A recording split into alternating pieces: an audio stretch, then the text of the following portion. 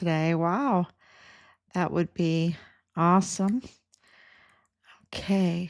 Um, really full day again with the news. This is day 1955 days since Richard was forcibly removed from his barracks room on Fort Bliss and taken to the arms room because it's a soundproof room, and his life was taken there, and his body was stolen. He fought hard. Um, our information is that one of the perpetrators had to have emergency dental surgery afterwards. But these are big guys. And they took Richard's life, and he was then stolen. His body was stolen off of Fort Bliss. When I say that, I mean, there had to be help, or there had to be help with the security there to turn off the videos, right? To turn off the CCTV footage, to allow to pass through the gate guards, to get to the border and allowed to pass through that. You have to have, uh, you know, certain passes and things like this. And of course, we know that the funeral business is deep in this.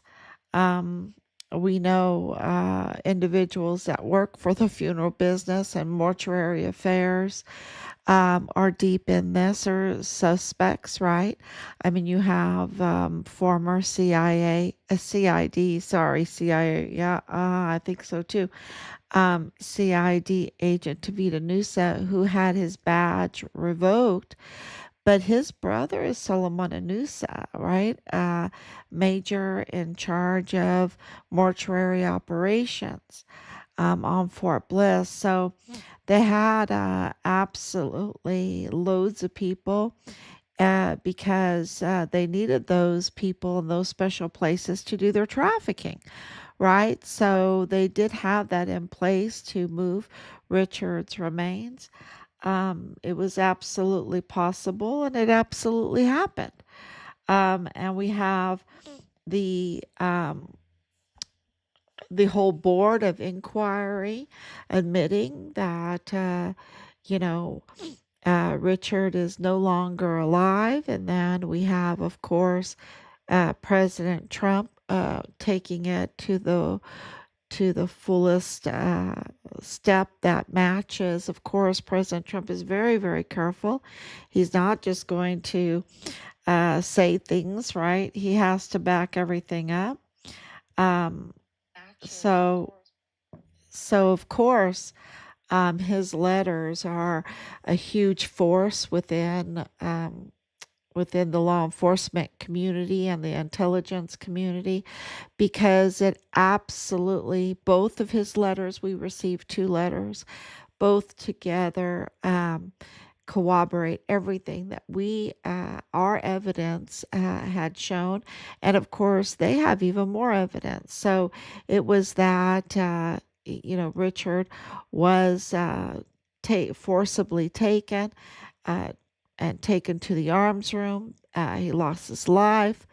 Uh, his body was stolen off of Fort Bliss, and a cover up ensued where they dismembered him, and these are really people that never think straight, right? They just don't think straight.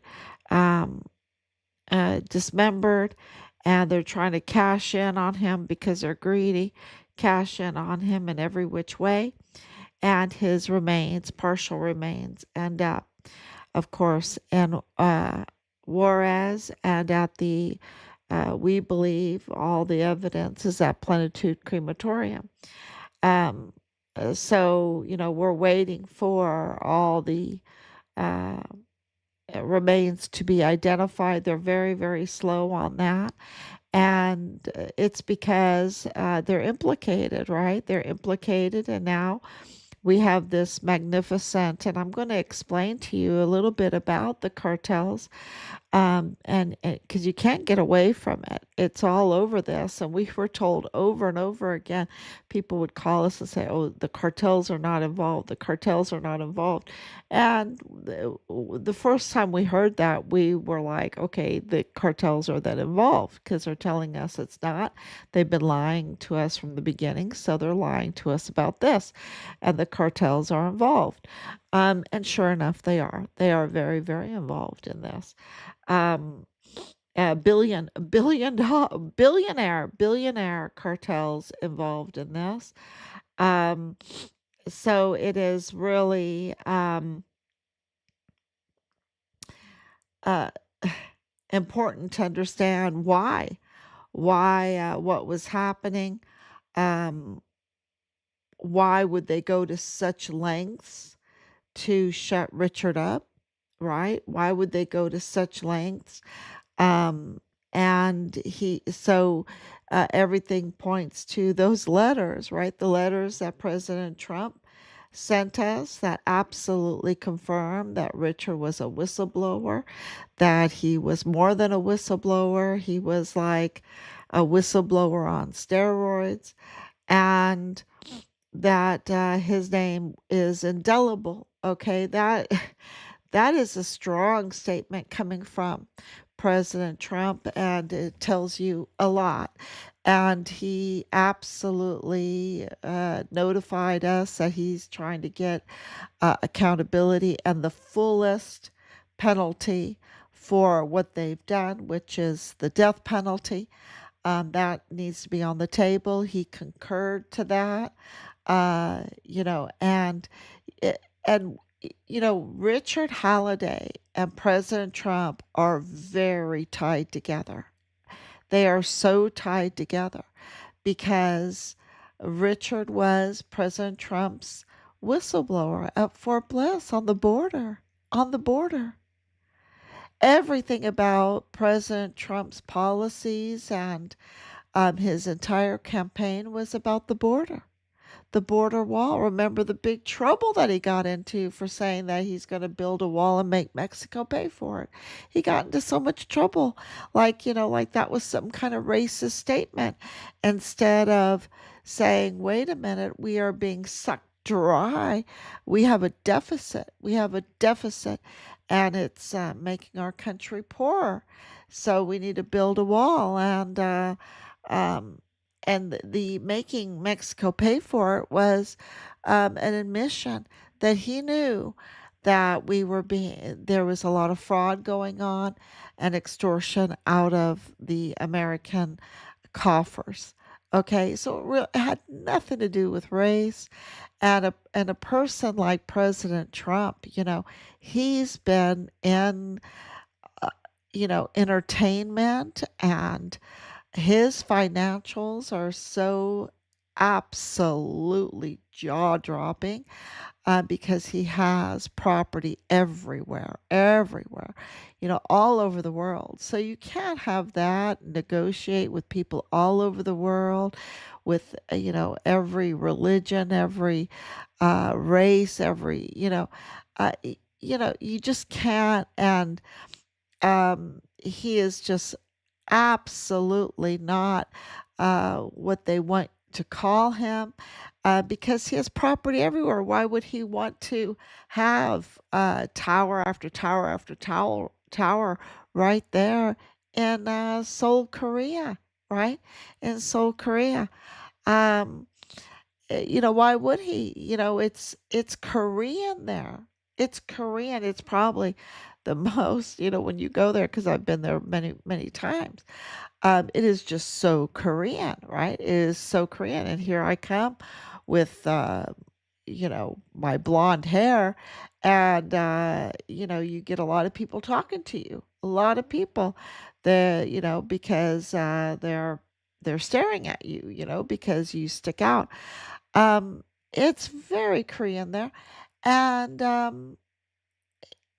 why would anybody, uh, it just proves the narrative that they wanted you to think that he was racist or something like that is just all false, all the time. And he just deals with people all the time. And, people say, I'm a cheerleader for President Trump. And I'd say, yeah, yeah, I am. I am. I'm a cheerleader for President Trump because he's the only one that seems to be getting anything done, even with all of the blocking, even with all of the sabotage, even with all of the spies and the mutiny, the mutinous traitors within the system. He seems to still be getting something done. I mean, I just watched a little documentary on the new ballroom, and it's a wowzer. I mean, you just have to think of everything when you build a ballroom like that. It's just, if you haven't, it's on YouTube, or yeah, I think it was on YouTube. Maybe it was on Amazon, but you just go and search for this little 10, 20-minute video on uh, his ballroom and what it's going to be like. It is absolutely amazing. And that's with, so much people that don't want it. That don't want it. Once you see the video, you'll be like, "Yeah, build that thing. You thought of everything. Build it, build it. It'll make the White House better too because it'll secure the foundations better. Because the foundation's pretty old, right? Everything. It's just, all the narratives about him are absolutely false, and he's getting things done, and he's getting things done in Richard's case. Um, Biden wasn't doing anything. He was Sleepy Joe Biden. And what he was doing was allowing trafficking to flow, absolutely flow. And we know that because it happened. It happened right in front of our eyes. So President Trump is not putting up with that. And and you know um and I think there's a reason for it. I don't think he's connected to this group. And this group is pretty big. It has a lot of powerful billionaires and millionaires, and yet President Trump is not connected to them. So let's get started with the cartel. Right now, let's focus on the Sinaloa cartel, because the Sinaloa cartel was started by two brothers, or well, friends, right? The El Chapo and El Mayo, and they look like, I think they look related, um, but in that area, to spread the way they did, uh, it really hits the Nova Casa Grandes, Colonial Dublin, and um, the other Mormon-held areas. Uh, these Mormon-held areas are absolutely, um, plays a huge part in this. Okay, a really big part, because it seems that they've intermingled. The cartel has intermingled with the Mormons that went down there. And they've also intermingled with the Germans that were sent to Biggs Air Force Base, or White Sands Missile Range, or and they did business. They did business. Um, And so, to talk about the cartel, I don't think you can talk about the cartel without talking about this Mormon faction. And the names are big, because you have people that you really having, quote unquote, settled there in Nova Casa Grandes and that surrounding area. Um, and of course, they have the magnificent school there, and it really is magnificent. Um, but they also are up to no good. They're also absolutely up to no good. And they've commingled themselves with the cartel. And so crimes are bound to happen, right? It all becomes about survival, survival and survival of your um, lifestyle, right? Your lifestyle, because when you are dealing in narcotics and when you're trafficking these things and trafficking children and trafficking weapons and trafficking arms, you can make quite a lot of money, a lot of money. And, so this, it becomes a real hazard to uh, a legitimate military or a legitimate government. Um, and then infiltrated.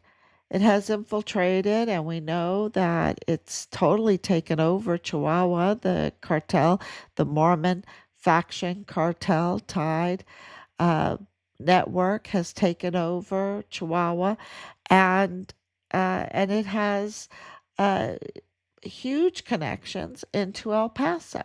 And one of those is Woody Hunt, right? Woody Hunt, and there's lots more.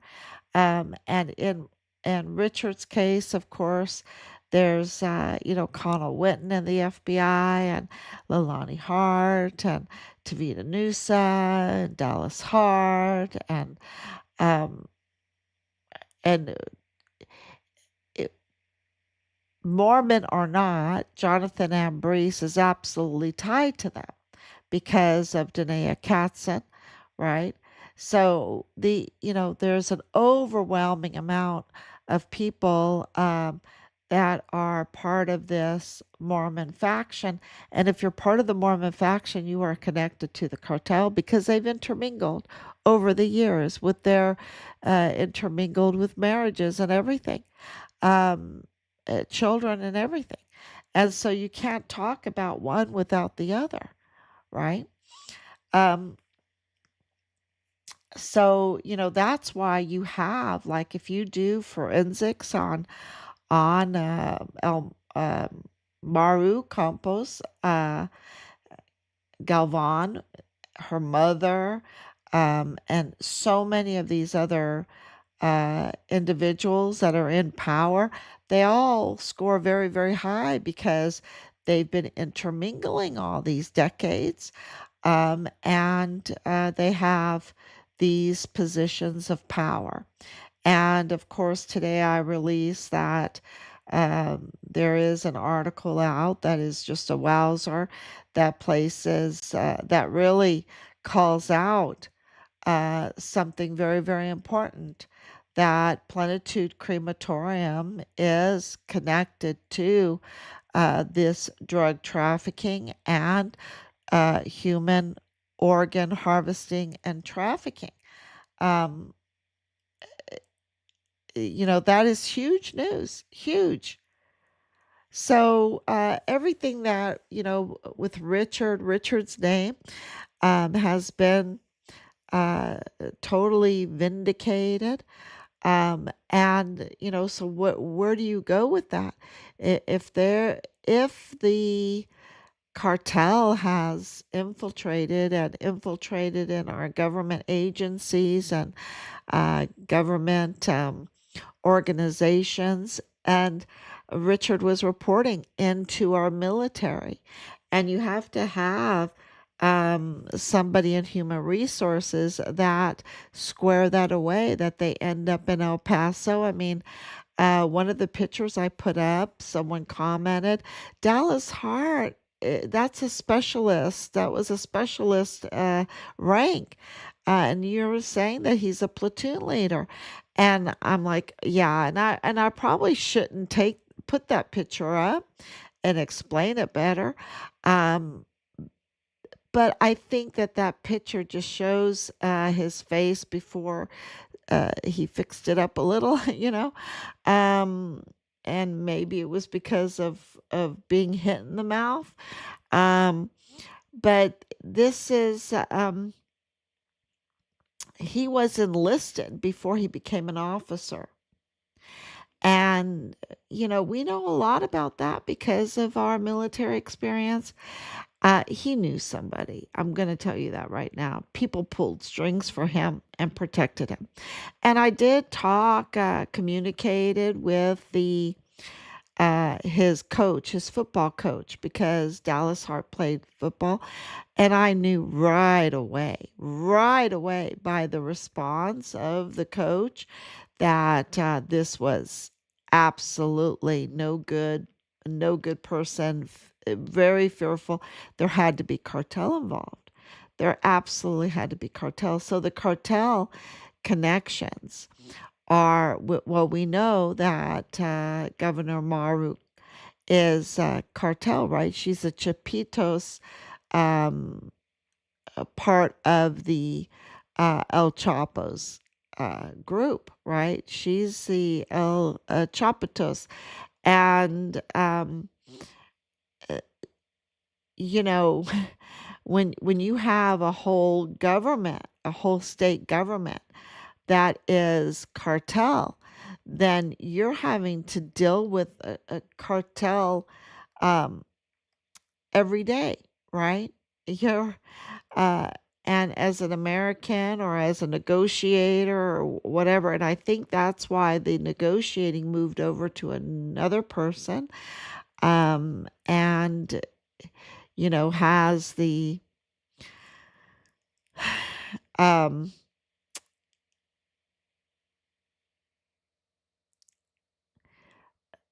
well, the pressure to get out in the news, the Plenitude Crematorium, the organ harvesting, the drug trafficking, the human trafficking, the tunnels and the tunnels and the tunnels. And the tunnels go under Fort Bliss. And I want to make that very clear. I knew that when I was a little girl. I knew that when I was a young teenager. I used to run El Paso all the time with my dad. We used to run together up and down those streets and everything. And we talked, and he absolutely told me there's tunnels everywhere. There's tunnels everywhere. And this is why the cartel wanted to, with the Mormon faction, um, put forth such a scheme to be imposters, and really it was an invasion of them. So they look very American, but they're Nova Casa Grandes. They are absolutely Mexican, and they need to make Mexico great again, right? But they're in the United States, and they and they want no good. They want no good for the United States. It's very simple because it's very obvious. Um, and so Woody Hunt, when we're talking about the planes, um, uh, would a businessman loan out his plane? And there's other ones. I'm not saying it was Woody Hunt. We know who it is, but um, would there be reason for an American businessman in El Paso to work with El Chapo's son and forcibly kidnap, remove, and kidnap El Mayo Zambada? And the answer is yes. Everything makes that totally possible. That they have long relationships, they've had long relationships, they probably have family relationships, and that they can absolutely, uh, make these deals to really illegally, without following protocol and regulation and laws, to take a person out of their country and move them internationally, you know, while hurting them, right? So it really is no question anymore about the Mormon faction cartel tied network that's working all of this. It's very obvious. And we have been filing, taking all measures we possibly can. Um, and, everything is coming out now. Everything is, it really, y'all, I really feel like everything is coming out because we just revisited Anthony Swafford, the MP that, did propaganda against Richard early on.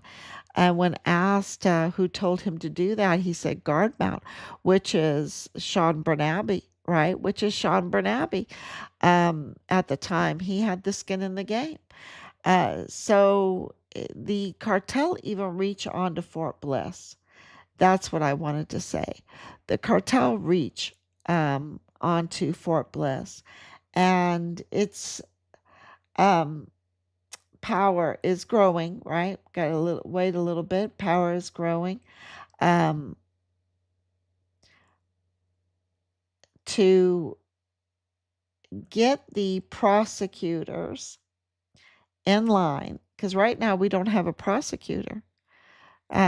James Montoya is not a prosecutor, right? So those prosecutors have to be put in position, and President Trump is getting so sabotaged on that. I think that's the greatest secret right now. Is people are like, why isn't he doing something? Why isn't he doing? Well, you have to have prosecutors, and the prosecutors have been sabotaged very clearly. So yeah, it's we're going to get there. We're going to get there. We're doing everything we can to help, and we want our son's remains. I think it's a very selfish reason why we want to help, but it's the right reason, and that is we want our son's remains. And yeah, we'll see what happens after that. But um, there's absolutely no divide between these um, groups of children and that and over there and the Chihuahuan state government. So thank you so much, everybody. Thank you, Laura, for coming on. Thank you, Danielle. It's been really absolutely amazing days, months, a month. So much has been happening in a month. Um, so forgive, uh, it is just I need to post on X, right? So keep posting what I post, keep sharing what I share, because that is why we're winning, because of everybody sharing and everybody posting. And I want to say thank you, Laura. Thank you, Danielle. I've seen both of you doing that, and that is so important to get accountability, because it has to scream from the stones, y'all, before they do anything. It has to scream from the stones. And I think we're doing pretty good calling out those that should have helped us and chose not to help us. That's a felony crime, and yeah. So thank you so much, everyone. God bless you, and I will be back tomorrow, God willing. Bye bye.